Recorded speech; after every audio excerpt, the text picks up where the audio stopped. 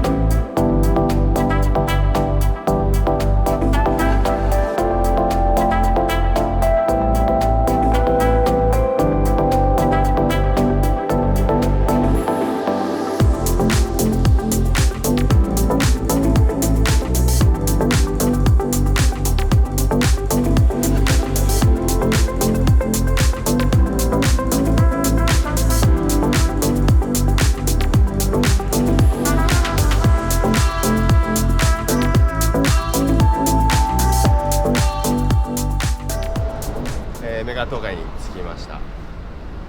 ち見てもらうと早速車両が来たんでちょっと見に行ってみます。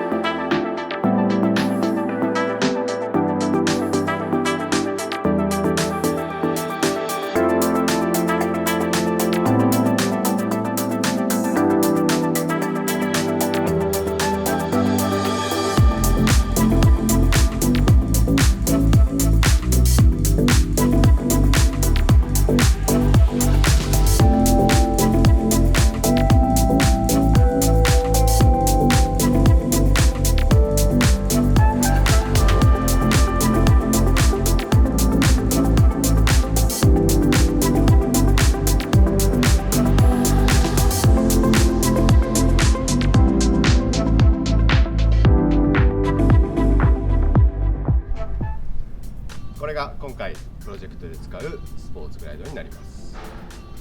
この車両の特徴がストックで倒立フォークが入っていて、フロントホイールが18インチ。このカウルはワンタッチで取り外しができるようになってます。ヘッドライトはダイナとか通常のソフテールよりもちょっと大きい7インチの LED が入ってます。もちろんエンジンは107のミルウォーキー8が積んであって、ここにスポーツグライドとファットボブに関してここにリアのサスを調節するアジャストがついてます。最後にこのハードケースがついてるんですけども、これもワンタッチで取り付け取り外しができるようになってます。この後メガ東海さんに納車整備していただいて、この状態でひとまず納車していただきます。その後慣らしを終わらして、海外からもうパーツ来てるので、それの取り付けと小房にてペイントをしていただきますので、次回はパーツ紹介をしたいと思いますので、またその時よろしくお願いします。